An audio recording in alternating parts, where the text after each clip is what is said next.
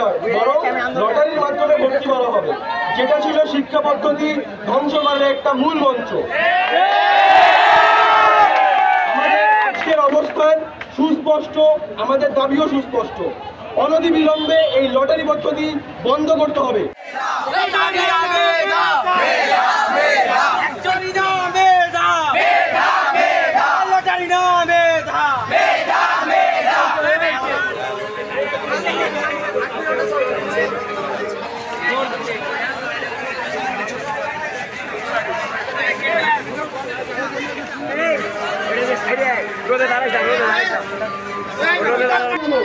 একটা ছোট পদ্ধতি দেখিয়ে দিয়ে সরকারি স্কুলগুলো শিক্ষার নয়